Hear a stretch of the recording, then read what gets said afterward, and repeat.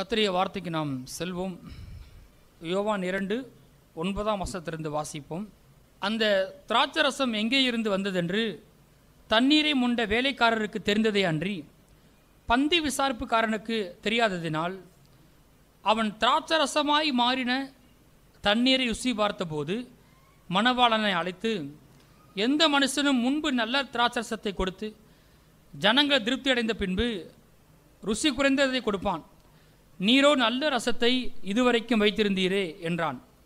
இவ்விதமாக இயேசு இந்த முதலாம் அற்புதத்தை கலிலியாவில் உள்ள கானா ஊரிலே செய்து தம்முடைய மகிமையை வெளிப்படுத்தினார். அவருடைய சீசர்கள் அவரிடத்தில் விசுவாசம் வைத்தார்கள். உன்னை அதிசயங்களை காண பண்ணுவேன் என்று தேவன் இந்த ஆண்டில் நமக்கு வாக்கு கொடுத்திருக்கிறார்.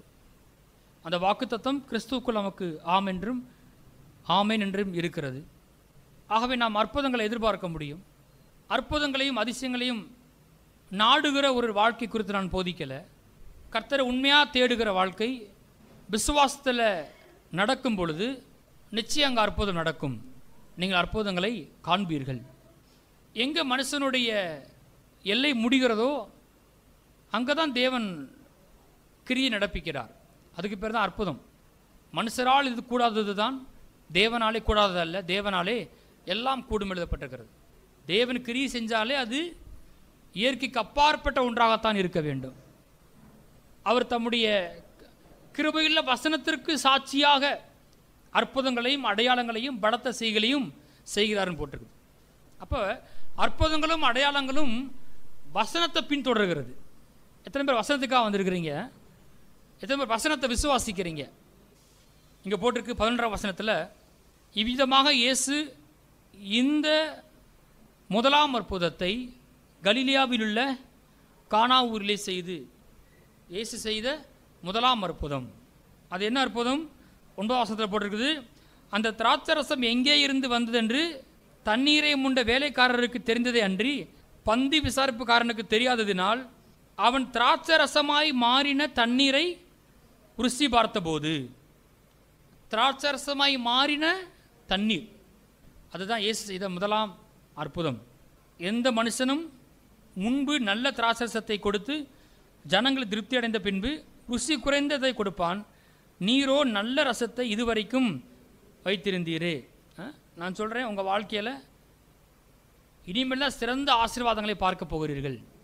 உங்கள் வாழ்க்கையினுடைய பெஸ்ட்டு நாட்கள் திராட்சரசமாய் மாறின தண்ணீரை. இந்த வார்த்தையை அதிசயம்னா என்னென்ன செய்யுது காண்பிக்குது பாருங்களேன். ஒரு திராட்சை செடி திராட்சை பழத்தை கொடுக்கணும் அப்படின்னா 2 அல்லது 3 வருஷம் ஆகுமா? ஒரு திராட்சை செடியில் திராட்சை பழம் வர்றதுக்கு 2 அல்லது 3 வருஷங்கள் ஆகும். அதுக்கப்புறம் அந்த பழத்தை எடுத்து நீங்கள் என்ன செய்யலாம்? ஜூஸ் போடலாம். ஆனால் அதுக்கு பேர் ஒயின் கிடையாது. அது என்னது? Grape juice. அது எப்போ ஒயினாக மாறுன்னு கேட்டிங்கன்னா 21 நாள் வெயிட் பண்ணிங்கன்னா ஓரளவுக்கு என்னவா மாறி இருக்கும்? ஒயினாக மாறி இருக்கும். அது சில ப்ராசஸ் பண்ணுறாங்க. தமிழில் பார்த்தீங்கன்னா நொதித்தல்னு சொல்கிறாங்க, ஃபெர்மெண்டேஷன் சொல்கிறாங்க. சில முறைமைகள் மூலமாக அந்த சுகர் என்னவா மாறுது? அந்த இனிப்பு ஒயினாக மாறுதான், ஆல்கஹாலாக மாறுதான் பாருங்க. அப்போ அந்த திராட்சை பழத்தை எடுத்து அந்த முறைமைகள் மூலமாக சில மாதங்கள் பல வருடங்கள் வெயிட் பண்ணும் பொழுது தான் அது ருசியுள்ள திராட்சரசமாக மாறுகிறது. எவ்வளோ வருஷம் அதிகமாக அதை பதப்படுத்தி வைக்கிறாங்களோ அது வருஷம் அதிகமாக தான் அது ருசி அதிகமாக போகிறது. சில ஒயினுக்கு விலை எங்கே விற்கிதுன்னு கேட்காதீங்க, சரியா? சில ஒயினுக்கு விலை ரொம்ப அதிகமாக இருக்குது. ஏன்னா அது கிட்டத்தட்ட 50 வருடங்கள் 100 வருடங்கள்லாம் நினச்சிருக்காங்களாம், பதப்படுத்தி வச்சுருக்காங்களாம், பத்திரப்படுத்தி வச்சுருக்காங்க. அந்த அளவுக்கு டைம் அதிகமாக ருசி என்ன செய்யுது? ரொம்ப அதிகமாக இருக்குது. இங்கே போட்டிருக்குது 10ஆம் வசனத்தில், எந்த மனுஷனும் முன்பு நல்ல திராட்சரசத்தை கொடுத்து ஜனங்க திருப்தி அடைந்த பின்பு ருசி குறைந்ததை கொடுப்பான், நீரோ நல்ல ரசத்தை இதுவரைக்கும் வைத்திருந்தீரே. சாப்பிட்டவங்களாம் சொல்கிறாங்க, இது ரொம்ப நல்ல ரசமாக இருக்கே, முன்னாடி வாங்கினதை விட ரொம்ப இது பெட்டராக இருக்கே அப்படின்னு சொல்கிறாங்க.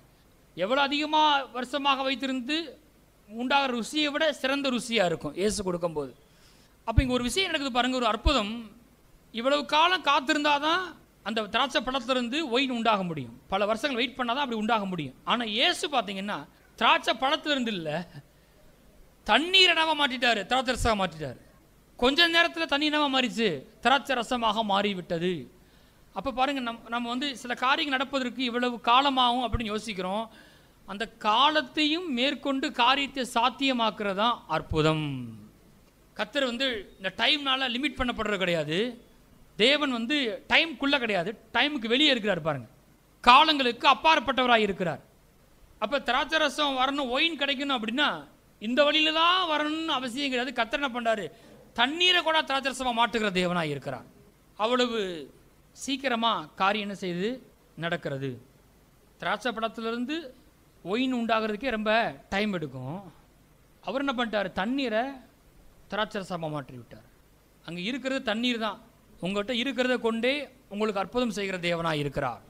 அப்போ உன் அதிசயங்களை காண பண்ணுவேன் என்று கர்த்தர் சொல்லும்போது நான் சொல்கிறேன், உங்கள் வாழ்க்கையில் காலதாமதம் நின்று போகிறது இயேசு நாமத்தினாலே. வெளிப்படாத நன்மைகள் வெளிப்படுகிறது இயேசு நாமத்தினால.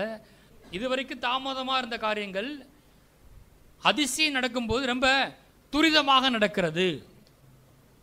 எடுத்துக்கொள்ளுங்கள், ஏசாயா 58ஆம் அதிகாரத்துக்கு போங்க. ஏசாயா 58ஆம் அதிகாரம் எடுத்துட்டீங்களா? இயேசு செய்த முதலாம் அற்புதம் என்ன? தண்ணீரை, பழைய ஏற்பாட்டில் இதே மாதிரி அற்புதம் பண்ணார். தண்ணீர் என்னவா மாற்றினார்? ரத்தமாக மாற்றினார். கரெக்டாக பாருங்கள், தண்ணீரை திராட்சை ரசமாக மாற்ற முடியும், தண்ணீர் ரத்தமாக மாற்ற முடியும் அப்படின்னா நான் சொல்கிறேன், ரத்தத்தில் இருக்கிற வியாதி நீக்க கர்த்தரால முடியும். சரி, நீங்கள் பைபிளை வாசித்து பார்த்தீங்கன்னா பொதுவாக உயர்வு வந்து கிராஜுவலாக உண்டாகிறது. கர்த்தர் எப்படி பண்ணுறாரு? படிப்படியாக நம்ம உயர்த்துகிறார். ஆமேன். நம்ம வந்து ரொம்ப துரிதப்படுத்த வேண்டிய அவசியம் கிடையாது. நம்ம அந்த ப்ராசஸை தாண்டி உயர்வுக்காக சமானத்தை இழக்கக்கூடாது. அதான் பைபிள் போட்டிருக்கு, வாரினாலும் கடிவாளத்தினாலும் வாய் கட்டப்பட்டால் ஒழிய உன் கிட்ட சேராத புத்திலா குதிரை போலவும் கோவேறு கழுதை போலவும் இருக்க வேண்டாம். 2 மிருகத்தை பற்றி போட்டிருக்குது. ஒன்று வந்து குதிரை, இன்னொன்று கழுதை. குதிரை எப்பவுமே ரொம்ப வேகமாக ஓடும், கழுதை எப்பவுமே ரொம்ப சொல்லுவேன். ஒன்று ரொம்ப ஃபாஸ்ட்டு, இன்னொன்று ரொம்ப ஸ்லோ. பக்கம் சொல்லுங்கள், ரொம்ப ஃபாஸ்ட்டாக இருக்காதீங்க, ரொம்ப ஸ்லோவாகவும் இருக்காதீங்க, நிதானமாக இருங்க. கர்த்தர் உண்மையாக தேடுங்க. அவர் கொடுத்த வேலையில் உண்மையாக இருங்க. அப்படி செய்யும் பொழுது நான் சொல்கிறேன், கர்த்தர் உங்கள் வாழ்க்கையில் காரியங்களை துரிதப்படுத்துகிற தேவனாக இருக்கிறார். நீங்கள் உங்கள் மாம்சத்தால் செய்ய வேண்டிய அவசியம் கிடையாது. கர்த்தர் காரியங்களை துரிதப்படுத்துகிற தேவனாக இருக்கிறார்.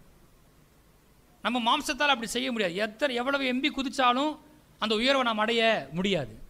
ஆடு மேய்க்கிற தாவீதை கர்த்தர் சிங்காசனத்தில் உட்கார வச்சார் பாருங்க, அப்படிப்பட்ட உயர்வு இருக்குது. அவ இதை புரிந்து கொள்ளணும். கர்த்தர் சொல்லுற ஆலோசனை கேட்டு நான் என்ன செய்ய போகிறேன்? நடக்க போகிறேன். பொதுவாக இப்படி தான் நம்ம நடக்கணும். ஒவ்வொரு வாரமும் சபைக்கு வரணும், கர்த்தரை தேடணும், கொடுத்த வேலையில் உண்மையாக இருக்கணும், தசம்பாகம் விதைக்கணும், அற்புதத்தை எதிர்பார்க்கணும், ஜபத்துக்கு வரணும், பைபிள் ஸ்டடிக்கு வரணும், ஆவிக்குரிய வாழ்க்கைக்கு முக்கியத்துவம் கொடுக்கணும். இப்படியே வரும்பொழுது காலாவட்டத்தில் தேவன் உங்கள் வாழ்க்கை உயர்வை கட்டளெடுக்கிற தேவனாக இருக்கிறார். நிச்சய மாற்றத்தை காண்பீர்கள். ஆனால் இங்கே போட்டிருக்கு, கர்த்தர் என்ன பண்ணுறாராம்? உயர்வுகளை துரிதமாக தர்றாராம். காரியங்கள் ரொம்ப துரிதமாக நடக்குது. அதுதான் அற்புதம். அதை செய்தவர் யாரு? கர்த்தர். கர்த்தரே அந்த ப்ராசஸை மாற்றுறாரு. தண்ணீரை திராட்சையாக மாற்றிட்டார். இங்கே போட்டிருக்கு பாருங்களேன். இங்கே ஏசா 58ஆம் அதிகாரத்தில், ஏசா 58ஆம் அதிகாரத்தில் அப்புறம் நீங்கள் வீட்டில் போய் வாசித்து பாருங்கள் ஒரு முறை, சரியா? அதில் உபவாசத்தை குறித்து போட்டிருக்குது. இவங்க என்ன பண்ணுறாங்கன்னு கேட்டிங்கன்னா, நாங்கள் சாப்பிடாமல் இருந்தால் நீர் எங்களை பார்க்காம இருக்கிறது என்ன, எங்கள் ஆத்துமாவை நாங்கள் ஒடுக்குறோம், கண்டுக்கிறாமல் இருக்கிறது என்ன அப்படிலாம் கேட்குறாங்க. ஆனால் ஆண்டவர் வந்து, நீ சாப்பிடாமல் இருக்கிற மாத்திரம் உபவாசம் கிடையாதுப்பா, நீ என்ன செய்யணும்? சில காரியங்களை செய்யணும், பசியுள்ளவர்களுக்கு கொடுக்கணும், இப்படிலாம் பேசிட்டே வராரு. நம்ம உபவாசம் இருக்கும்போது வேதத்தின்படி இருக்கணும். கர்த்தரை மாத்திரத்துக்கு உபவாசம் இருக்கிறது இல்லை. நம்ம உபவாசம் ஏன் இருக்குன்னு கேட்டிங்கன்னா, உபவாசம்னா தனித்து வாசம் பண்ணுறது, தனித்து நேரத்தை ஒதுக்கி கர்த்தரை தேடுறது. நீங்கள் ஒரு 8 மணி நேரம் ஃபாஸ்டிங் போட்டாலும் சரி, அல்லது ஒரு 6 மணி நேரம் ஃபாஸ்டிங் போட்டாலும் சரி, நீங்கள் 12 மணி நேரம் ஃபாஸ்டிங் போட்டாலும் சரி, சாப்பிடாமல் இருக்கிற விஷயம் கிடையாது. நீங்கள் உண்ணாவிரதம் இருக்கல. பைபிள் படி ஃபாஸ்டிங் வந்து உண்ணாவிரதம் கிடையாது, பட்டினி போராட்டம் கிடையாது. அந்த நேரத்தை ஒதுக்கிட்டு என்ன பண்ணுறீங்க? அந்த நேரத்தில் கர்த்தரை தேடுகிறீர்கள். மற்ற எந்த வேலைகளையும் செய்யாமல் கர்த்தரை தேடுறது பேர் தான் ஃபாஸ்டிங். எப்போவுமே ஓடிக்கிட்டே இருக்காதீங்க. அவசியமான ஒரு நேரம் சாப்பாடை அவாய்ட் பண்ணிவிட்டு அது 2 நேரம் சாப்பாடை அவாய்ட் பண்ணிட்டு காலையில் உட்காந்திங்கன்னா மதியம் 2 மணி வரைக்கும் என்ன செய்யுங்க, கர்த்தரை சமூகத்தில் அமர்ந்துருங்க. அப்போ காலையில் சாப்பிடாமல் நீங்கள் தேவ சமூகத்தில் உட்காருங்கன்னு வச்சுக்கோங்களேன். ஒரு 9 மணிக்கு உட்காடுறீங்கன்னா 10, 11, 12, 1, 2 மணிக்கு சாப்பிட்லாம். அப்போ தொடர்ந்து 5 மணி நேரம் நீங்கள் என்ன செய்யலாம்? சத்தமாக சொல்லுங்க, கர்த்தர் சமூகத்தில் இருக்கலாம். நீங்கள் கர்த்தர் சமூகத்தில் இருந்து கர்த்தரை துதிக்கலாம், கர்த்தர் வார்த்தைகளை வாசிக்கலாம், செய்திகளை கேட்கலாம். தொடர்ந்து 5 மணி நேரம் நீங்கள் என்ன செய்வீங்க? எல்லா வேலையும் ஒதுக்கிட்டு செல்ஃபோன்லாம் அமர்த்திட்டு என்ன பண்ணலாம்? கர்த்தர் சமூகத்தில் தரித்திருக்கலாம். இந்த உபவாசம் சரின்னு எத்தனை பேர் சொல்கிறீங்க? நான் ஃபாஸ்டிங் இருக்கும்போது அந்த 5 மணி நேரமோ 6 மணி நேரமோ 8 மணி நேரமோ வேறு எந்த வேலையுமே செய்யாமல் கர்த்தருடைய சமூகத்தில் அமர்ந்திருப்பது. 13ஆம் வசனத்தை வாசிங்க. என் பரிசுத்த நாளாகிய ஓய்வு நாளிலே உனக்கு இஷ்டமானதை செய்யாதபடி உன் காலை விலக்கி உன் வழிகளின்படி நடவாமலும் உனக்கு இஷ்டமானதை செய்யாமலும் உன் சொந்த பேச்சை பேசாமலும் இருந்து ஓய்வு நாளை மனமகிழ்ச்சி நாள் என்றும் கர்த்தருடைய பரிசுத்த நாளை மகிமையுள்ள நாள் என்றும் சொல்லி அதை மகிமையாக எண்ணுவாயானால். கவனிங்க, ஃபாஸ்டிங் சொல்லிட்டு சொந்த பேச்சை பேசாமலும் உனக்கு இஷ்டமானதை செய்யாமலும் அந்த நேரத்தை பரிசுத்த நேரம் என்று நீ எண்ணுவாயானால், அப்படி எண்ணுவாயானால் ஃபாஸ்டிங் சொல்லிட்டு ஆனால் அன்றைக்கி தேவ சமூகத்தில் உட்கார முடியலன்னா அந்த ஃபாஸ்டிங் என்ன செஞ்சுருங்க? நீங்கள் ஃபாஸ்டிங் ப்ரேயர் ரத்துன்னு போட்டுருங்க. சரியா? ஃபாஸ்டிங்னாலே கர்த்தருடைய சமூகத்தில் அமர்ந்திருப்பது. நான் ஏதோ ஒரு முக்கியமான தீர்மானத்தை எடுக்க வேண்டியது இருக்குது, என் வாழ்க்கை ஒரு மாற்றம் வர வேண்டியது இருக்குது, நான் கர்த்தர் என்ன சொல்லாருன்னு கேட்க விரும்புகிறேன், நான் கர்த்தர் சொல்கிற காரியத்தை விசுவாசிக்கிறேன், ஆனால் ஏதோ ஒரு அவிசுவாசம் எனக்குள்ள இருக்குது, அந்த அவிசுவாசம் என்ன செய்யணும்? மாறணும். அதுக்காக கொஞ்சம் அதிக நேரம் கர்த்தர் வார்த்தையை வாசிக்க போகிறேன், தியானிக்க போகிறேன், அறிக்கை செய்ய போகிறேன், செய்தியை கேட்க போகிறேன். இதுக்கு பேர் தான் உபவாசம். இந்த மாதிரி எண்ணுவாயானால் அப்படின்னு சொன்ன பிறகு அற்புதமான ஆசீர்வாதங்கள் இங்கே போட்டிருக்கு. 58ஆம் அதிகாரத்தில் 8ஆம் வசனம். விடியற்கால வெளுப்பை போல உன் வெளிச்சம் எழும்பி உன் சுகவாழ்வு சீக்கிரத்தில் துளிர்க்கும். உன் சுகவாழ்வு சீக்கிரத்தில் துளிர்க்கும். சுகம் சீக்கிரமாக ஒரு இயேசு நாமத்தினால இல்லை, ப்ராசஸ் இருக்குது, அந்த ப்ராசஸை அற்புதம் மேற்கொள்ளும். அற்புதம் அதிசயம்னா சாத்தியமில்லாததை சாத்தியமாக்குற வல்லமை. கர்த்தர் வல்லமை வரும்போது அவர் டைமுக்கு அப்பாற்பட்டவர், அவரால் எதையும் செய்ய முடியும். நேரத்தை ஓவர் கம் பண்ணுறாரு, ஸ்பேஸை ஓவர் கம் பண்ணுறாரு, பிரமாணங்களை ஓவர் கம் பண்ணுறாரு, இயற்கைக்கு அப்பாற்பட்ட விதத்தில் செய்கிறார். இதை யார் செய்கிறா? கர்த்தரே செய்கிறார். இதுதான் அதிசயம். நீ போகலாம், உன் குமாரன் பிழைத்திருக்கிறான்னு சொன்ன உடனே குமாரன் எங்கே இருக்கிறான்? தூரமாக இருக்கிறான். அற்புதம் எப்படி நடக்குது? தூரமாக நடந்துருச்சு. ஸ்பேஸ் என்ன செய்யுது? அது ஓவர் கம் பண்ணு, தாண்டுது. இரும்பை தண்ணிக்குள்ள போட்டால் என்னவாகும்? மூழ்கிறோம். ஆனால் நீங்கள் பைபிளை வாசித்து பாருங்க, இரும்பு கோடல் என்ன செய்யுது? மிதக்குது. அது எப்படி மிதக்கும்? தண்ணி மேல் நடந்தால் என்ன ஆகும்? மூழ்கிடுவோம். ஆனால் பேதர் என்ன பண்ண? தண்ணி மேல் ஜலத்து மேலே நடந்தார். அந்த லாபம் உண்டாக்குனது யார்? கர்த்தர். கர்த்தர்கிட்ட வார்த்தையை வாங்கின பிறகு என்ன பண்ணார்? அவர் நடக்கிறார். கர்த்தர் தம்முடைய வார்த்தையை உறுதிப்படுத்துவதற்காக எப்படிப்பட்ட அற்புதங்களையும் அடையாளங்களையும் செய்ய வல்ல தேவனாக இருக்கிறார். அவர் தமது வசனத்தை உறுதிப்படுத்த எந்த காரியத்தையும் செய்ய வல்ல தேவனாக இருக்கிறார். நான் இங்கே வாசித்ததுக்கு முக்கியமான காரணம், உன் சுகவாழ்வு சீக்கிரத்தில் இருக்கும். அந்த ப்ராசஸை கர்த்தர் வந்து என்ன பண்ணார்? துரிதப்படுத்துகிறார். சீக்கிரமாக சுகமாகும். ஆமென். சீக்கிரமாக வேலை கிடைக்கும். நம்ம சபையில் ஒரு பாப்பா இருக்கா பாருங்க, படித்து முடிக்கிறதுக்கு முன்னாடி வேலை கிடச்சிருச்சு. அது கூட நார்மல்னு சொல்லலாம். படித்து முடிக்கிறதுக்கு முன்னாடி வேலை கிடச்சி அப்போவே கர்த்தருக்கு தசமா விதைக்க ஆரம்பிச்சிட்டா பாருங்கள். ஒரு பாப்பா, ஒரு பொண்ணு சபையில் இருக்கிறா. சீக்கிரமாக நடக்குது. Praise the Lord. ஆமென். அதில் உண்மையாக இருந்தால் இப்போ தசமா விதைக்கிற அளவு இன்க்ரீஸ் ஆயிடுச்சு. அதுதான் அற்புதம். கடன்லேருந்து சீக்கிரமான விடுதலை உண்டாகிறது. ஆண்டவரது சீக்கிரத்தில் வெளியே வர்றாங்க இயேசு நாமத்தினால. நீங்கள் நினைக்கிறத விட நீங்கள் ஒரு பிளான் போட்டிருக்கீங்க, நான் சொல்கிறேன் சீக்கிரமாக நீங்கள் வெளியே வர்றீங்க கடன்லேருந்து. ஆமென். அற்புதமான வாசலை கர்த்தர் உங்களை திறக்கிறார். தண்ணீரை திராட்சரசமாக மாற்றியிருப்பீர் என்றால் ஆண்டவரே எங்கள் வாழ்க்கையில் காரியங்கள் துரிதமாக நடக்க முடியும் ஆண்டவரே. சரி, ஒரு காரியத்தை மட்டும் சொல்லி முடிக்க போகிறேன். உங்கள் வாழ்க்கை அற்புத ஜீவியமாக இருக்க வேண்டிய பேர் விரும்புகிறீங்க. இயேசு செய்த இந்த முதலாம் அற்புதத்தில் அற்புதத்தை பெற்றுக்கொள்வதற்கு ஒரு திறவுகோல் இருக்குது பாருங்கள். ஒரு 2 ஸ்டெப்பு போட்டிருக்கு. அற்புதத்தை பெற்றுக்கொள்வதற்கு ஒரு பாட்டு இருக்குது பாருங்கள். ஜெபத்தை கேட்கும் எங்கள் தேவா, அதில் ஒரு வரி வரும், ஜெபமே ஜீவன், ஜெபமே ஜெயம், ஜீவியத்திற்கு இதுவே சட்டம். அது மாதிரி நான் சொல்கிறேன், இப்போ ஒரு வசனம் வாசிக்க போகிறேன், அற்புத ஜீவியத்திற்கு இதுவே சட்டம். நான் வாசிக்க போகிற வசனம் வாழ்க்கை அற்புதமாக இருக்கணுமா, அற்புத ஜீவியத்திற்கு நான் வாசிக்க போகிற இந்த வசனமே சட்ட வாக்கியம்.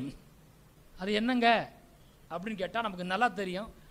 அந்த கானா ஒரு கல்யாணத்தில் திராட்சரசம் குறைவுபட்டு போச்சு. மரியாள் வேகமாக ஓடி வந்து இயேசுக்கிட்ட சொல்கிறாங்க. அதுக்கு இயேசு சொல்கிறாரு, ஸ்திரியே உனக்கும் எனக்கும் என்ன, என் வேலை இன்னும் வரவில்லைன்னு சொல்லுகிறாரு. உடனே அவங்க சொல்கிறாங்க, அவர் உங்களுக்கு என்ன சொல்லுகிறாரோ அதன்படி செய்யுங்கள்.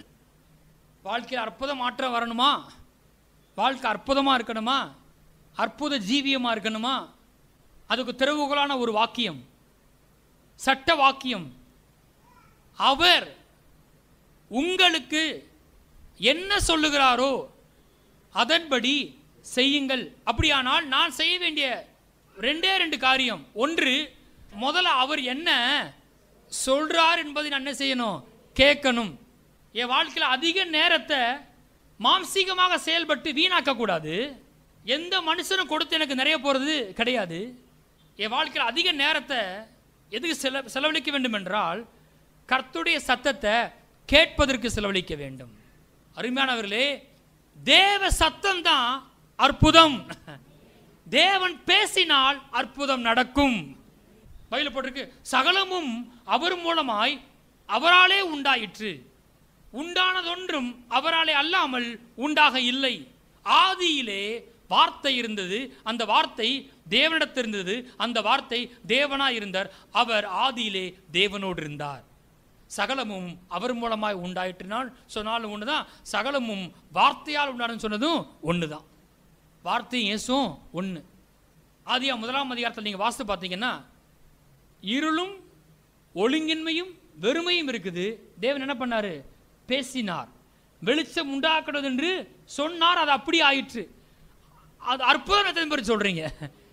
இருளா இருக்குங்க, இருள் எப்படிங்க வெளிச்சமா மாறுன்னு கேட்டா, தேவன் பேசினா இருள் என்னவா மாறிடும், வெளிச்சமா மாறிடும். வெறுமையான பூமி, ஒழுங்கின்மையான பூமி, தேவன் எப்ப பேசுறாரோ ஒழுங்கின்மை ஒழுங்கா மாறிடுச்சு, வெறுமை நிறைவாக மாறிவிட்டது. அப்ப அற்புதம் எங்க இருக்குது, தேவன் என்ன சொல்லுகிறார் என்பது இருக்கிறது. அற்புதம் தேவ சத்தத்திற்குள்ளாக இருக்கிறது. ஆக நம்முடைய வாழ்க்கையில் எதையாவது செய்வதற்கு முன்பாக நாம் ஒன்றை செய்யணும், தேவன் என்ன சொல்லுகிறார், இந்த சூழ்நிலையில் கர்த்தர் என்கிட்ட என்ன சொல்றாரு, ரெண்டாவது என்ன செய்யணும், அதன்படி செய்யணும். கர்த்தர் என்ன சொல்றார் என்பதை கேட்கணும், என்ன சொன்னார் அதன்படி செய்யணும். மூன்றாவது, அற்புதத்தை யார் செய்வா, கர்த்தர் செய்வார். தண்ணீரை திராட்சரசமா நம்மால மாற்ற முடியாது, அற்புதத்தை இயேசு செய்கிறவராக இருக்கிறார். கிறிஸ்துவ ஜீவியம் ரொம்ப ஆசீர்வாதமான ஜீவியமாக, இளைப்பாறலான ஜீவியமாக இருக்க முடியும். எத்தனை பேர் ஆமென் சொல்றீங்க? கிறிஸ்துவ ஜீவியம் ஒரு இயற்கைக்கு அப்பாற்பட்ட ஜீவியமாக இருக்கிறது. நம்ம மாம்சீக பலத்தால் வாழ ஒரு ஜீவியம் அல்ல, தேவ ஆவியின் பலத்தால் வாழ ஒரு ஜீவியமாக இருக்கிறது. அப்படி இருக்கணும்னு சொன்னால் முக்கியத்துவத்தை எது கொடுக்கணும், கர்த்தர் என் வாழ்க்கையில் என்ன சொல்லுகிறார். ரொம்ப சிக்கலான சூழ்நிலை, இந்த இடத்துல திராட்சரசம் குறைவுபட்டு போச்சு, பெரிய அவமானம். ஆனால் இயேசு அங்கே அழைக்கப்பட்டிருக்கிறாரு. இதில் ரொம்ப முக்கியம், அவர் உங்களுக்கு என்ன சொல்லுகிறார் அதன்படி செய்யுங்கள். இயேசு சொல்கிறாரு, அந்த கச்சாடிகளில் தண்ணீர்களால் நிரப்புங்கள்னு சொல்கிறார். பைபிளில் போட்டிருக்க, அவர்கள் நிறைய நிரப்பினார்கள். அடுத்து சொல்கிறார், அடுத்த ஆலோசனை, அதை மொண்டு பந்தி விசாரிப்பு கொண்டு போங்கள்னு சொல்கிறார். அவங்க என்ன செய்கிறாங்க, அதை கொண்டு போகிறாங்க. அந்த செஞ்சவங்க பார்த்தீங்கன்னா ஒரு அடிமை. அவங்க ஏன் என்ன செய்யலை, கேள்வியே கேட்கல. பாருங்க, அற்புதத்துக்காக விசுவாசிக்கிறேன்னு சொல்கிறோம் இல்லையா, எத்தனை பேர் அற்புதத்துக்காக விசுவாசிக்கிறீங்க பாருங்க. அற்புதத்துக்காக விசுவாசிக்கிறேன்னு சொன்னால் அதுக்கு பின்பாக கர்த்தர் வார்த்தைக்கு கீழ்ப்படியதும் வருகிறது. அந்த விசுவாசத்துக்கு பின்பாக கர்த்தர் வார்த்தைக்கு நம்ம என்ன செய்யணும், கீழ்ப்படியும். ஆக வாழ்க்கையே ஒரு மாதிரி ஒழுங்கின்மையாக வெறுமையாக இருளாக ரொம்ப குழப்பமாக இருந்துச்சுன்னா, முதல்ல நீங்கள் ஒன்று செய்யணும், ஓடுறதை நிறுத்திட்டு உட்காந்து என்ன செய்யணும், கர்த்தாவை சொல்லும் அடியேன் கேட்கிறேன். சொல்லுவாரா சொல்ல மாட்டாரா, தேவன் பேசிக்கிட்டே இருக்கிறார். அவர் ஆலோசனையில் ஆச்சரியமானவர். அதுக்கு கீழ்ப்படியும் போது அந்த கீழ்ப்படுதலுக்குள்ளாக அற்புதம் இருக்கிறது. விசுவாசிக்கிறேன், ஆனால் அதுக்கு பின்பாக என்ன இருக்குது? கர்த்தருடைய வார்த்தை இருக்குது. அந்த வார்த்தைக்கு நான் என்ன செய்யணும்? கீழ்ப்படியணும். அப்படி கீழ்ப்படியும் பொழுது என்னுடைய மனது என்ன செஞ்சிருக்கணும்? மறுரூபமாக்கப்பட்டிருக்கணும். வார்த்தையால் மறுரூபமாக்கப்பட்ட மனது ரொம்ப முக்கியம். ஏன்னு கேளுங்களேன், கற்சாடிகளை தண்ணீரால் நிரப்புங்கன்னு சொல்றாரு. இவங்க என்ன செஞ்சிருக்கலாம்? கேள்வி கேட்டிருக்கலாம். ஆனால் கேள்வியே கேட்காம இயேசு என்ன சொல்றாரோ அப்படி என்ன செய்கிறாங்க? செய்கிறாங்க. எத்தனை பேர் ஆமென் சொல்கிறீங்க? கர்த்தர் நம்ம கிட்ட பேசுகிறார் அப்படின்னா நம்ம கேள்வியே கேட்காம என்ன செய்யணும்? கீழ்ப்படியணும். இந்த எழுதப்பட்ட தேவனுடைய வார்த்தையிலிருந்து உங்களுக்கென்று ரேமாவை தேவன் தருகிற தேவனாக இருக்கிறார். இது பொதுவாக எழுதப்பட்ட வார்த்தைகள், லோகோஸ். ஆனால் நீங்கள் சபைக்கு வரும்போது உங்களுக்கு ரேமா வரும், பேசப்பட்ட வார்த்தை. தேவன் இன்னைக்கு ஒரு வார்த்தையை பேசுவார். நீங்கள் வேதத்தை நல்லா திரும்ப திரும்ப அதிகாரத்தை வாசிக்கும் போது அதுலேருந்து உங்கள்கிட்ட கர்த்தர் பேசுவார். அபிஷேகம் பண்ணப்பட்ட வார்த்தை. ஒரு வார்த்தையை மாத்திரம் ரொம்ப எம்பசைஸ் பண்ணி காண்பிப்பார். அது உங்கள்கிட்ட பேசும். அது ஒரு ஆலோசனையாக இருக்கலாம். ஆகவே அற்புதமான ஜீவி எங்கே இருக்குன்னு கேட்டால், அவர் உங்களுக்கு என்ன சொல்லுகிறாரோ அதன்படி செய்யுங்கள். சில உதாரணத்தை நம்ம பார்த்து முடிக்கலாம். லூக்கா 5ஆம் அதிகாரத்துக்கு போங்க. 4ஆம் வசனத்தை வாசிப்போம். அவர் போதகம் பண்ணி முடித்த பின்பு சீமோனை நோக்கி, ஆழத்திலே தள்ளி கொண்டு போய் மீன் பிடிக்கும்படி உங்கள் வலைகளை போடுங்கள் என்றார். அதற்கு சீமோன், ராம் முழுவதும் நாங்கள் பிரயாசப்பட்டும் ஒன்றும் அகப்படவில்லை, ஆகிலும் உம்முடைய வார்த்தையின்படியே வலையை போடுகிறேன். அற்புதம் நடக்கிறதுக்கு என்ன செய்யணும்? ரெண்டு படிகள். என்னது? கர்த்தர் என்ன சொல்லுகிறாரோ அதை என்ன செய்யணும்? முதல்ல கேட்கணும், ரெண்டாவது அதன்படி செய்யணும். அப்போ இங்கே பார்த்தீங்கன்னா பேதுரோட போட்டை வாங்கி இயேசு பிரசங்கம் பண்ணுறாரு. பிரசங்கம் பண்ணி முடிச்சிட்டாரு. பேதுரும் போதகத்தை கேட்டிருக்காரு. சும்மா விட்டுருவாரா? வெறுமை அனுப்ப மாட்டார். அப்போ சொல்கிறாரு, ஆழத்திலே தள்ளி கொண்டு போய் மீன் பிடிக்கும்படி உங்கள் வலைகளை போடுங்கள் என்றார். அதான் பாருங்க, அற்புதங்களை எதிர்பார்க்கிற மனது ரொம்ப ரொம்ப முக்கியம். இங்கே பகல் வேளையில் இயேசு சொல்கிறாரு, அதான் நான் சொன்னேனே, அதிசயனால என்ன? டைம் ஓவர் கம் பண்ணுறது. அவர் லிமிட்டட் கிடையாது. பகல் வேளையில் வலையை போட சொல்கிறாரு. எங்கள் ராம் முழுவதும் பிரயாசப்பட்டும் மீன் கிடைக்கல, இப்போ போட்டால் மீன் கிடைச்சிருமா அப்படின்னு என்ன செய்யும்? ஒரு ரீசனிங் வரும் மனசில் வந்து. ஆனால் அதை ஓவர் கம் பண்ணணும். ஏன்னா அவர் உங்களுக்கு என்ன சொல்லுகிறாரோ அதுக்குள்ள என்ன இருக்குது? அற்புதம் இருக்கிறது. அப்போ பேதுரு சொல்றாரு, ஆகிலும் உம்முடைய வார்த்தையின்படியே வலையை போடுகிறேன். வலைகளை போடுகிறேன்னு சொல்லியிருக்கணும், வலையை போடுகிறேன். அப்போ மைண்ட் எந்த அளவுக்கு இருக்குதோ அப்படி தானே செய்ய அற்புதம் நடக்க போகுது. இவர் செய்யாமல் கூட போயிருக்கலாம். இவர் யாரோ ஒரு பிரீச்சர், ஒரு போதகர், இவருக்கு மீன் பிடிக்கிற பற்றி என்ன தெரிய போகுது அப்படின்னு நினச்சிருக்கலாம். ஆனால் சொல்கிறான், ஆகிலும் உம்முடைய வார்த்தையின்படியே வலைகளை போடுகிறேன். சொல்லுங்க, ஆகிலும் உம்முடைய வார்த்தையின்படியே வலைகளை போடுகிறேன். இதுவரையும் நீங்கள் தோற்றிருக்கலாம். கர்த்தர் இன்னைக்கு சொல்றாரு, வலைகளை போடுங்கள். ஆமென். மீன் பிடிக்கும்படி வலைகளை போடுங்கள். மீன் கிடைக்கும். பைபிள்ல போட்டிருக்கு, அந்தபடி 6ஆம் வசனம், அந்தபடியே அவர்கள், சத்தமா வாசிங்க, செய்து. திரும்ப சொல்லுங்க, அந்தபடி அவர்கள், சொல்லுங்க, அந்தபடியே அவர்கள் செய்து. சொல்லுங்க, செய்து. அற்புதம் எப்படி கிடைக்க போகுது? அவர் உங்களுக்கு என்ன சொல்லுகிறார் அதை என்ன செய்யுங்க? முதல்ல கேளுங்க, அப்புறம் அதன்படி செய்யுங்க. கேளுங்க, செய்யுங்க. கேட்டுக்கிட்டே இருக்காதீங்க, அது எஃப்எம். சரியா? கேளுங்க, செய்யுங்க. அந்தபடியே அவர்கள் செய்து, வாசிப்போம், தங்கள் வலை கிழிந்து போகத்தக்கதாக மிகுதியான மீன்களை பிடித்தார்கள். Price the Lord. ராம் முழுவதும் பிரயாசப்பட்டு ஒரு மீன் கூட கிடைக்கல. ஆனால் இயேசுவோட வார்த்தை வந்தது பிறகு அந்தபடியே அவர்கள் செய்து தங்கள் வலை கிழிந்து போகத்தக்கதாக மிகுதியான மீன்களை பிடித்தார்கள். மீன்களை பிடித்தார்கள். சரியா சொல்ல போனால் கர்த்தர் வந்து வலையில் மீனை சிக்க வைத்தார். அங்கே போவோம். 1 ராஜாக்கள் 18ஆம் அதிகாரம் 41ஆம் வசனம்.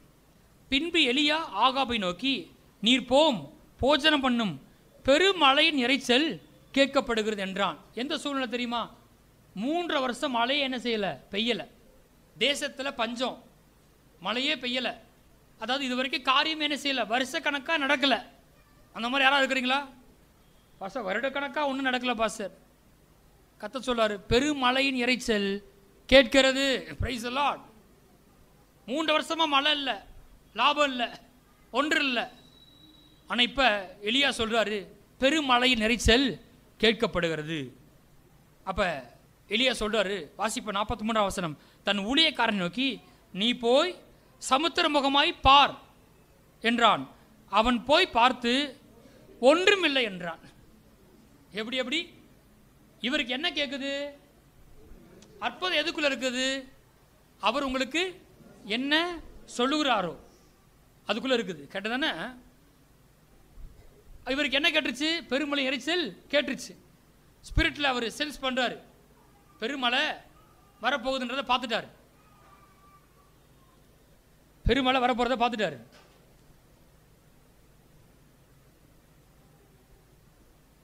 ஊழியக்காரன் அனுப்பி போய் பாருப்பா, சமுத்திர முகமாக போய் பாருன்னு சொன்னா அவன் சொல்கிறான், அவன் போய் பார்த்து ஒன்றும் இல்லை. நீங்கள் கூட சொல்லலாம், நானும் போய் பார்த்தேன் பாஸ்டர், ஒன்றும் இல்லைன்னு சொல்லலாம். இப்போ வாசிப்போம், அங்கே போட்டிருக்கு, நீ இன்னும் 7 தரம் போய்ப்பார். எத்தனை முறை? 7 தரம் போய்ப்பார். 44ஆம் வசனத்தை வாசிங்க. 7ஆம் தரம் இவன். அப்போ ஒன்று பண்ணுங்களேன், இன்னும் 7 தரம்னா அவன் ஒவ்வொருடையும் பார்த்துட்டு என்ன செஞ்சிருப்பான்? பார்த்துட்டு வந்து ஒன்றுமில்லை ஒன்றுமில்லை பாட்டு பாடிப்பான், ஒன்றுமில்லை ஒன்றுமில்லை ஒன்றுமில்லைன்னு. ஒன்றும் நடக்கலை பாசர், ஒன்றும் நடக்கலை. இவன் சொல்றார் 7 தரம் போய்ப்பார்.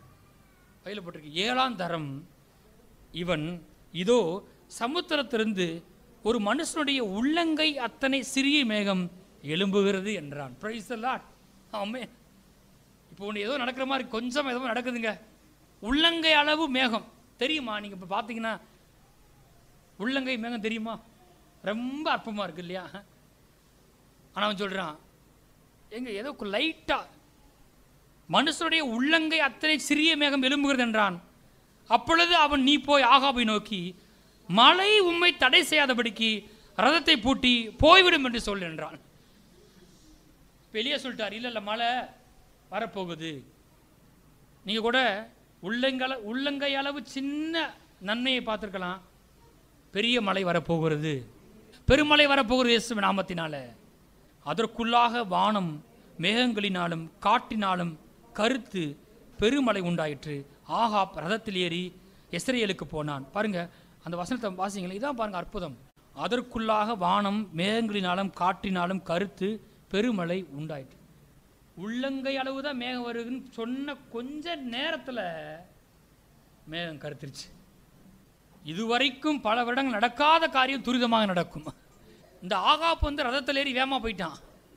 ஆனால் பைபிள் போட்டு அடுத்த வருஷத்தில் பார்த்தீங்கன்னா, கர்த்தருடைய கை எலியாவின் மேல் இருந்ததினால் அவன் தன் அறையை கட்டிக்கொண்டு இஸ்ரேலுக்கு வருமட்டாக ஆகாபுக்கு முன் ஓடினான். அவன் ரதத்தில் போகிறான், எலியா என்ன பண்ணுறாரு? ஓடுறாரு. அவர் மேலே கர்த்தருடைய கரம் இருக்கிறபடினால ரதத்தில் போகிறத விட இப்போ வேகமாக போயிட்டாரான். ஸ்பீடு. நான் உங்கள் வாழ்க்கையில் தாமதம் நீங்குகிறது. கர்த்தருடைய கிருபை உங்கள் வாழ்க்கையில் ஸ்பீடை உண்டாக்குகிறது. தாமதம் இல்லை, ஸ்பீடு. அற்புதனாலே அதுதான். 6 முறை போயிட்டேன் பாஸ்டர், கர்த்தர் சொல்லாரு 7ஆவது முறையும் போ. 30 முறை போயிட்டேன் பாஸ்டர் வேலை தேடி, 31ஆவது முறை போங்க, உங்களுக்கு பெரிய வேலை காத்திருக்கிறது. ஆமென். இந்த தெருவில் 100 முறை அணைஞ்சிட்டேன் பாஸ்டர், ஒரு ஆத்துமாவும் சிக்கலை, 101ஆவது முறை என்ன செய்யுங்க? போங்க, நிறைய ஆத்துமாக்கள் வர போகிறாங்க. Price the Lord. அற்புதம் நடக்க என்ன செய்யணும்? கர்த்தர் என்ன சொல்லுகிறாரோ அதை கேட்கணும், அதன்படி செய்யணும். பொதுவாக உங்கள் வாழ்க்கையில் தேவன் என்ன பேசுகிறாரோ அதுபடி செய்து கொண்டே வரணும். உங்கள் வாழ்க்கை அற்புதமாக இருக்கும். அவசியமான சடுதியாக எனக்கு அற்புதம் வேணும் அப்படின்னு சொன்னால் நீங்கள் என்ன செய்யணும்? கர்த்தர்கிட்ட வார்த்தையை வாங்கணும், அதை நம்ப ஆரம்பிக்கணும், அற்புதம் நடக்குமா? அப்போ அற்புதத்துக்கு முன்பாக என்ன இருக்குது? கர்த்தருடைய வார்த்தை, அப்படியே சத்தம் அவசியம். அங்கே போங்க. 1 ராஜாக்கள் தானே இருக்கிறோம். 17ஆம் அதிகாரம் எடுத்துக்கொள்ளுங்க. 17ஆம் அதிகாரம் 13ஆம் வசனத்தை வாசிப்போம். அப்பொழுது எலியா அவளை பார்த்து, பயப்படாதே, நீ போய் உன் வார்த்தையின்படி ஆயத்தப்படுத்து. ஆனாலும் முதலில் அதிலே எனக்கு ஒரு சிறிய அடையை பண்ணி என்னிடத்தில் கொண்டு வா, பின்பு உனக்கும் உன் குமாரனுக்கும் பண்ணலாம். இருக்கிற கொஞ்சம் மாவு கொஞ்சம் எண்ணெயில் ஒரு அடையை சுட்டு அதில் விஷத்தை கலந்து சாக்கலான்னு உட்காந்துக்கிட்டு இருக்கிறாங்க. இவர் போய் என்ன பண்ணுறாரு, அந்த வீட்டுக்கு போகிறாரு. கர்த்தர் தான் அனுப்பிச்சி விட்ருக்காரு. அங்கே போன உடனே ஏற்கனவே பஞ்சம் வேற, இவருக்கு பசி வேற. பாஸ்டர்மாரெலாம் பயங்கரமாக சாப்பிடுவாங்க தெரியுமா. இவர் அந்த சாரிபாத் ஊருக்கு வந்தோடனே அந்த விதையை பார்க்குறாரு, தண்ணி கேட்குறாரு. அந்த அம்மா தண்ணி எடுத்து போகிற வரக்குள்ள சாப்பிட ஏதாவது இருந்தால் அப்படியே கொண்டு வந்துருங்கன்றார். கொஞ்சம் மாவு கொஞ்சம் எண்ணெய் தவிர வேறு எதுவும் இல்லைன்னு சத்தியமாக சொல்கிறையான்று. அப்படியா, நானும் என் குமாரனும் செத்து போகும்படி செய்து கொண்டிருக்கிறேன் அப்படின்னு சொல்கிறான். அப்போ நீ ஒன்று பண்ணு, உன் வார்த்தையின்படியே அந்த அடைய ஆயத்தம் பண்ணு. ஆனாலும் முதலாவது அடைய சூட்டின இடத்துல கொண்டு வா. முதலாவது ஏன்ட்ட கொண்டு வா, பின்பு உனக்கும் உன் குமாரனுக்கும் பண்ணலாம். இருக்கிற முதல் என்ன கொடு, பின்பு உனக்கும் உன் குமாரனுக்கும் பண்ணலாம். எத்தனை சொல்கிறீங்க பண்ணலாம்னு? ஆமென், பிரைஸ் தி லார்ட். 15ஆம் வசனம் வாசிங்க. அவள் போய் எலியாவின் சொற்படி செய்தாள். அற்புதத்துக்கு என்ன செய்யணும்? கர்த்தர் என்ன சொல்வார் அதை கேட்கணும், அதன்படி செய்யணும். அவங்க போட்டிருக்கு, அவள் போய் எலியாவின் சொற்படி செய்தாள். அவளும் இவனும் அவள் வீட்டாரும் அநேக நாள் சாப்பிட்டார்கள். கர்த்தர் எலியாவை கொண்டு சொன்ன வார்த்தையின்படியே பானையிலே மா செலவழிந்து போகவும் இல்லை, கலசத்தின் எண்ணெய் குறைந்து போகவும் இல்லை. நான் சொல்கிறேன், உங்கள் பர்ஸில் எப்பவுமே பணம் இருக்கும் இயேசு நாமத்தினால். உங்கள் அக்கௌண்ட்டில் எப்பவுமே பணம் இருக்கும், நிரம்பி வழி இயேசு நாமத்தினாலே. உன் களஞ்சியங்கள் பூரணமாய் நிரம்பும். இனி உங்கள் அக்கௌண்ட்டில் பணம் இல்லாத நாளே கிடையாது. ஃபில் ஆகிற இயேசு நாமத்தினால உங்கள் பர்ஸ் எம்டியாக இருக்காது. கர்த்தரின் ஆசீர்வாதம் அதன் மீது வருகிறது.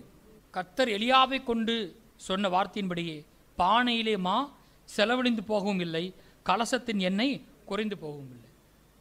இது அற்புதம். எத்தனை பேர் சொல்கிறீங்க? தேசத்தில் பஞ்சம், ஆனால் 3 வருஷம் மா என்ன செய்யலை, பானையில் குறையவே இல்லை, எடுக்க வந்துக்கிட்டே இருக்குது. கலசத்தில் என்ன செய்யலை, குறையவே இல்லை. அந்த மாதிரி நான் சொல்கிறேன், உங்கள் வீட்டில் கிச்சன் ஆஸ்வதிக்கப்பட்டிருக்கும், கூடையும் மா பிசுகிற தொட்டியும் ஆஸ்வதிக்கப்பட்டிருக்கும், உங்கள் ஃப்ரிட்ஜ் ஆஸ்வதிக்கப்பட்டிருக்கும். ஆமென். ஒன்றும் குறைவில்லை, நிரம்பி வழியுது, வந்துக்கிட்டே இருக்குது. தீரப்போதுன்னு சொன்னே வந்துடும் இயேசு நாமத்தினால. யோவான் 21ஆம் அதிகாரத்தில் போட்டிருக்கு, பேதுரு முத சந்திக்கும் போது ராமனும் பிரயாசப்பட்ட ஒரு மீன் அகப்படலை. அதே மாதிரி இயேசு என்ன பண்ணிட்டாரு, மரித்து அடக்கம் பண்ணப்பட்டு உயிர்த்திலிருந்து போயிட்டார். இவங்க என்ன பண்ணிட்டாங்க, ஊழியத்தை விட்டு போயிட்டாங்க. அப்புறம் யார் சம்பளம் கொடுக்குறது?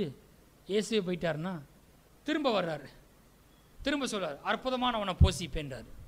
இயேசு கரையில் நிற்கிறாரு. அதே மாதிரி தான் பிள்ளைகளே, புசிக்கிறதுக்கு உங்களிடத்தில் ஏதாயிலும் உண்டான்னு கேட்குறாரு. ஒன்றும் இல்லைன்னு சொல்கிறாங்க. அப்போ சொல்கிறாரு, அப்போ நீங்கள் ஒன்று பண்ணுங்க, வலதுபுறமாக வலையை போடுங்கள்ன்றார். எக்ஸாக்டாக சொல்கிறார். அப்போ நீங்கள் யாரை திருமணம் பண்ணணும்னு எக்ஸாக்டாக சொல்லுவார். நீங்கள் எந்த வேலைக்கு போகணுன்னு எக்ஸாக்டாக சொல்லுவார். எங்கே நிலம் வாங்கணும், எங்கே வீடு கட்டணும் எக்ஸாக்டாக சொல்லுவார். எத்தனை பேர் ஆமென் சொல்கிறீங்க? எதிர்பார்க்கணும், கத்தட்ட கேட்கணும். கர்த்தாவி சொல்லும் அடியேன் கேட்கிறேன். அவங்க கேட்டிருக்கலாம்.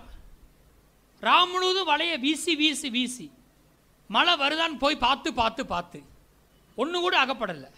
இப்போ விடிஞ்சிருச்சு, எங்கே மீன் கிடைக்கல அங்கேயே போட சொல்கிறீங்க, அதுவும் பக்கத்தில் வலதுபுறமாக போட சொல்கிறீங்க, எக்ஸாக்டாக சொல்கிறீங்க. அற்புதம் இயேசு சொல்கிற வார்த்தைக்குள்ளாக இருக்கிறது. வலதுபுறமாக மீன் வரும்படி இயேசு ஏற்கனவே கட்டளை இட்டிருக்கிறார். எப்பவுமே அற்புதம் பாருங்களேன், தேவன் என்ன சொல்கிறாரோ அந்த டைரக்ஷனில் அந்த ரீஜனில் அற்புதம் நடக்கும். நீங்கள் பாரு ஏதாவது செஞ்சுவிட்டு அங்கே போய் அற்புதம் நடக்காதான்னு கேட்கக்கூடாது. இதுவும் ஜப தான். எங்கள் வீட்டு பக்கத்தில் பொடி நடந்தால் பின்னாடி சர்ச்சு இருக்குது, அதுவும் ஜபதான், அப்படி சொல்லக்கூடாது. கடவுள் உங்கள் இடத்துல நாட்ட விரும்புகிறார். நீ உன் தேசத்தையும் உன் இனத்தாரையும் விட்டு புறப்பட்டு நான் உனக்கு காண்பிக்கும் தேசத்துக்கு போ. ஒரு சூழ்நிலைக்குள்ள நீங்கள் வளர்ந்துருக்கிறீங்க, ஆனால் கர்த்தர் உங்களை என்ன பண்ணார், வேறு பிரிக்கிறார். அந்த உன் இனத்தை விட்டு, உன் தேசத்தை விட்டு, உன் ஊரை விட்டு புறப்பட்டு வா, நான் உனக்கு காண்பிக்கும் தேசத்துக்கு போ, நான் உன் நாட்டின சபையில் இரு. பஞ்சமாக தான் இருக்குது, நீ எகிப்துக்கு போகாமல் நான் உனக்கு சொல்லும் தேசத்திலே குடியிரு. அற்புதம் எங்கே இருக்குது? கர்த்தர் என்ன சொல்லுகிறாரோ அதை கேட்கணும், அதன்படி செய்யணும். ஈசாக்கு அந்த தேசத்தில் குடியிருந்த, அந்த தேசத்தில் விதைத்தான். கர்த்தர் அவனை ஆசீர்வதித்ததினால் அந்த வருஷத்தில் பஞ்ச தேசத்தில் 100 மடங்கு பலன் அடைந்தான். அதே வருஷத்தில் அவன் ஐஸ்வரனாகி வர விரித்தெடுந்து மகா பெரியவனானான். அதே வருஷத்தில் எல்லாரும் சொன்னாங்க, நீ கர்த்தராலே ஆஸ்வதிக்கப்பட்டவராமே. எந்த வருஷத்தில் கர்த்தர் உங்க கூட இல்லைன்னு சொன்னாங்களோ அதே வருஷத்தில் சொன்னாங்க, நிச்சயமாய் கர்த்தர் உம்மோடு கூட இருக்கிறாருன்னு சொன்னாங்க. வலதுபுறமா வலையை போட்டு வயலில் போட்டிருக்கு 153 பெரிய மீன்களை பிடித்தார்கள். 153 பெரிய மீன்கள் இருந்தும் வலை கிழிந்து போகவில்லை, அதை இழுக்க மாட்டாதிருந்தார்கள். வயலில் போட்டிருக்கு நல்ல மனைவியை கண்டடைகிறவன் கர்த்தரிடத்தில் தயை பெறுவான். வாலிபர்கள் கவனிங்க, உங்கள் வாழ்க்கையில் உண்டாக போகிற முக்கியமான உறவு மனைவி. அந்த மனைவியை கர்த்தரே கொடுப்பாரானால் உங்கள் வாழ்க்கை நன்மையுள்ள வாழ்க்கையாக, கர்த்தரால் தயவு பெற்ற வாழ்க்கையாக இருக்கும். எத்தனை பேர் ஆமென் சொல்கிறீங்க? வாழ்க்கையில் கர்த்தர் சில உறவுகள் நம்ம வாழ்க்கையில் சேர்க்கார் அப்படின்னா, சில உறவுகளை இங்கே குறிப்பாக மனைவியை பற்றி போட்டிருக்கு. சிலங்களை சபையில் சேர்ப்பார், சில ஊழியக்காரங்களை சேர்ப்பார். இந்த மாதிரி எங்கே நன்மை உண்டாகுதுன்னு கேட்டிங்கன்னா, கர்த்தர் உண்டாக்கி தருகிற உறவுகளில் நிலைத்திருக்கும் போது நன்மை உண்டாகிறது, தயவு உண்டாகிறது. அப்போ நீங்கள் விசுவாசிக்கணும். திருமணம் பண்ணால் கர்த்தர் சொல்கிற ஆளை தான் திருமணம் பண்ணுவேன் அப்படின்னு என்ன செய்யுங்க, ஒரு தீர்மானம் எடுங்கள். பெற்றோர்கள் முன்கூட்டி என்ன செய்யுங்க, ஜெபியுங்கள். ஜெபிக்கும் போது வேதத்தின்படி ஜெபிங்க. தாவீதை பற்றி போட்டிருக்கு, he is a man going after God's own heart. கர்த்தருக்கேற்ற இருதயம் உள்ள மனுஷன். அப்போ உங்கள் லிஸ்ட்டில் நல்ல காரியம் இருக்கட்டும். கர்த்தரை நேசிக்கிற மனுஷன், கர்த்தரை நேசிக்கிற மனுஷி, மேன்மையான காரியங்கள் என்ன செய்யுங்க, எதிர்பாருங்க. சபைக்கு போவாங்களா ஒழுங்கா? எல்லாம் ஆராதனைக்கு போவாங்களா? கர்த்தரை துதிப்பாங்களா? கர்த்தருக்கு ஊழியம் செய்கிறாங்களா? கர்த்தருக்கு விதைக்கும் போது கொடுக்க சொல்லுவாங்களா? நம்முடைய பிள்ளைகள் இப்படித்தான் இருக்கணும். நீங்கள் திருமணம் செய்ய ஜெபிக்கும் போது இப்படி தானே செய்யணும். இதை முதலாவது ப்ரையாரிட்டியாக வைக்கணும் பாருங்கள். அப்படி கர்த்தர் சொல்லும்போது அதன்படி என்ன செய்யுங்க. திட்டமாக எக்ஸாக்டாக சொல்லுவார். வலதுபுறமாக வளையப்படுன்னு சொன்ன மாதிரி எக்ஸாக்டாக கர்த்தரால் சொல்ல முடியும். நீங்கள் எதிர்பார்ப்பீர்கள் என்றால் இது ரொம்ப முக்கியமான தீர்மானம் இல்லையா? உங்களுடைய வேலை கருத்தபடியா உங்கள் திருமணம் ரொம்ப முக்கியமான தீர்மானம். அதுக்கு ஏன் நீங்கள் முன்னக்கூட ஜெபிக்கக்கூடாது? ஜெபியுங்கள், உங்கள் ஜெபத்தில் வைங்க, அதை ஜெபியுங்கள் அவசியம். நான்லாம் சர்ச்சுக்கு போனவொடனே செய்த 2 முக்கியமான தீர்மானம். ஒன்று, இயேசுவை ஏற்றுக்கிட்டு சர்ச்சுக்கு போனேன். 2வது தீர்மானம் வந்து நல்ல பிள்ளைய கல்யாணம் பண்ணணும். பாஸ்டர் அடிக்கடி பிரசங்கம் பண்ணுவாங்க, கர்த்தர் சொல்கிற ஆளை திருமணம் செய்யணும், திட்டமாக பேசுவார். கடைசியாக ஒரு சம்பவத்தை சொல்லி முடிக்க விரும்புகிறேன். அற்புதத்தை பெற்றுக்கொள்ள என்ன செய்யணும்? கர்த்தர் என்ன சொல்வாரோ அதை கேட்கணும், அதன்படி செய்யணும். பழைய ஏற்பாட்டில் ஒரு சம்பவம் இருக்குது. சீரியா தேசத்தினுடைய படைத்தளபதி நாகமான். இந்த நாகமானுக்கு மகா பராக்கிரமசாலியாக இருந்தான். ஆனால் குஷ்டரோகம் இருந்துச்சு அவனுக்கு.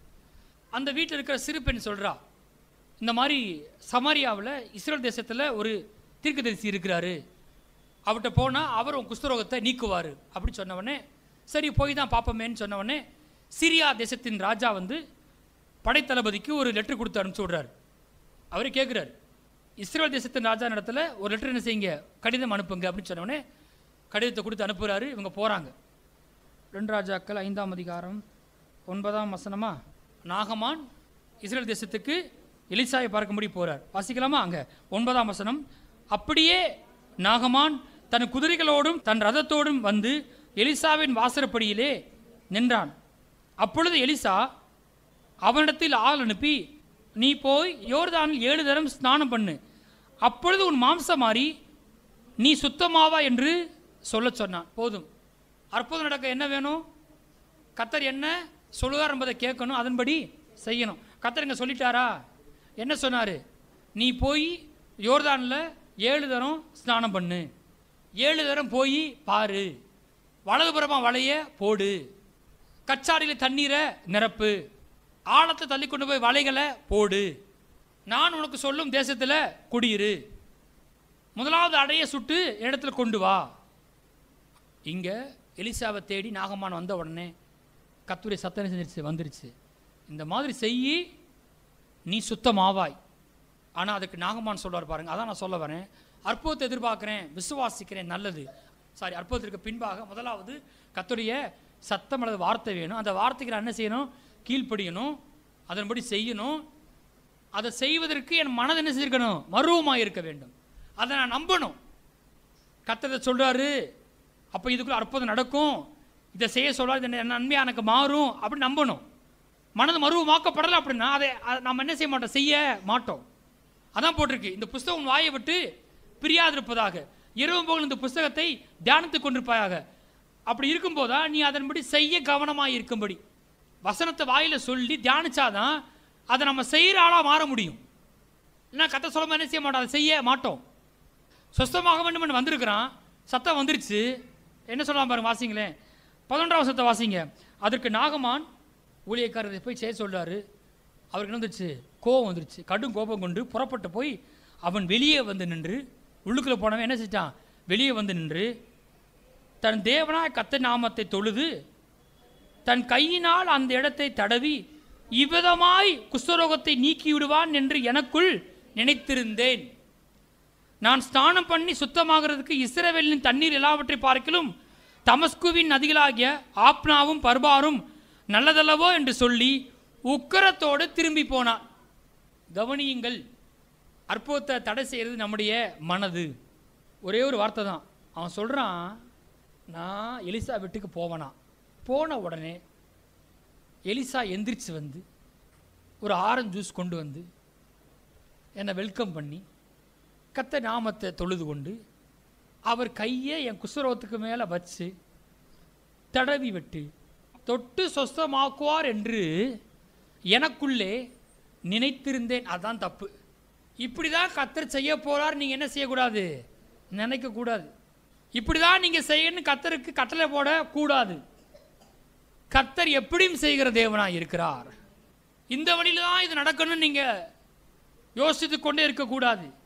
எவ்வளியாவது அதை செய்து முடிக்க கர்த்தர் வல்லவராக இருக்கிறார். நினைச்சே பார்த்துருக்க மாட்டான். எலிசா வந்து ஜெபம் பண்ணி கையை என் மேலே வச்சவனே சுகமாயிருவேன், நல்லது தான். ஆனால் கர்த்தர் அப்படி செய்யலையே. கர்த்தர் சத்தம் வேறமா இருக்குது. அவர் உங்களுக்கு என்ன சொல்லுகிறாரோ அதன்படி செய்யுங்கள். அதான் அற்புதத்துக்கு சட்ட வாக்கியம். என்ன சொன்னாரு, நீ போய் யோர்தானில் 7 தரம் ஸ்நானம் பண்ணு.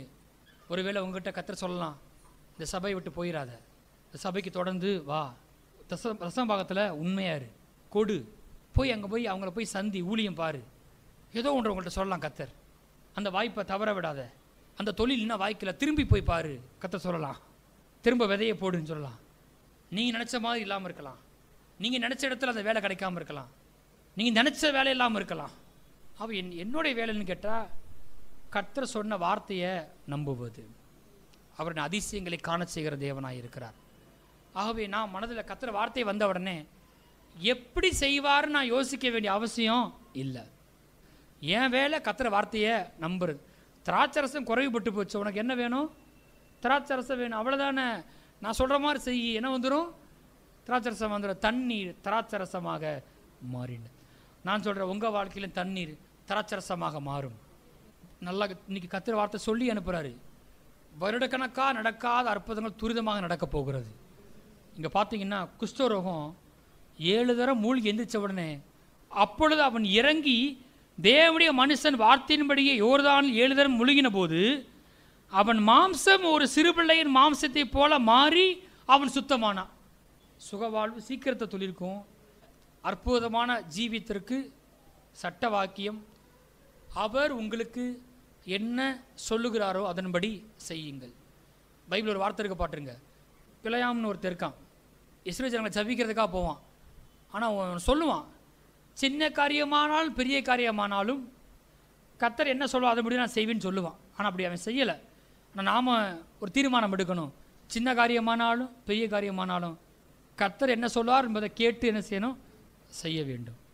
முதல்ல கேட்கணும், அதன்படி செய்யணும். நீங்கள் அற்புதத்தை காண்பீர்கள்.